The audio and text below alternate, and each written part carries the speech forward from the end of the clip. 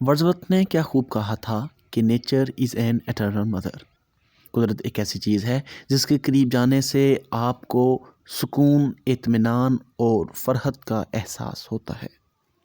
वर्dsworth की इसी बात से मुतासर होके मैंने आज कुदरत के करीब जाने का फ़ैसला किया। आज मैं अपने खेतों की सैर के लिए निकला, जहाँ मैंने अपने वेजिटेबल गार्डन का विज़िट किया। जो है यहाँ मूलियाँ लगी हुई हैं, गाजरें हैं, शलजम भी हैं, बाकी चीज़ें भी हैं।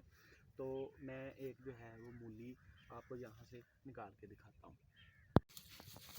हाँ, ये सक्सेसफुल रह गया जी। मैं ये सही निकल आई है। ये देखिए, ये भी कामयाब।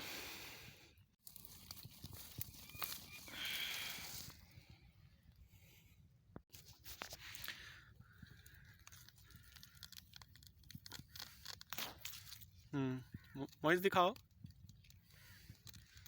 हरा लहसुन है। अच्छा, हरा लहसुन है।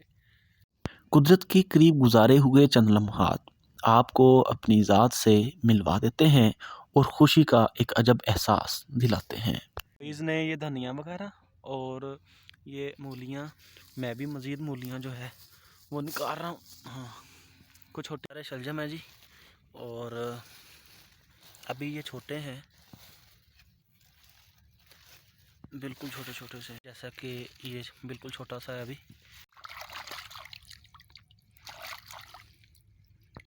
गांव में रहने वाले काश्तकारों और मज़दूरों की रोज़ी रोटी जो है यहाँ पर काश्त की जाने वाली मौसमी फसलों पर होती है। ये लोग मौसमी फसलों में मजदूरी करके और इनको मंडियों में और मिल्स में बेचकर जो है अपने बच्चों की रोज़ी रोटी का इंतज़ाम करते हैं। आपके सामने ये एक शख्स है जो कि कमात की फसल में मजदूरी कर रहा है।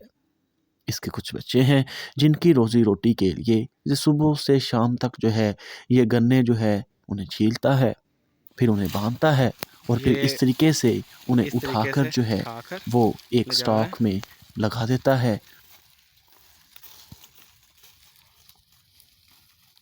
आखिर पर मैं जो है कमात के खेत में आया और यहाँ से अपने लिए घर ले जाने के लिए कुछ अच्छे अच्छे से गन्ने जो है वो चूज़ किए। जी, ये दूसरा गन्ना सेलेक्ट कर लिया हमने।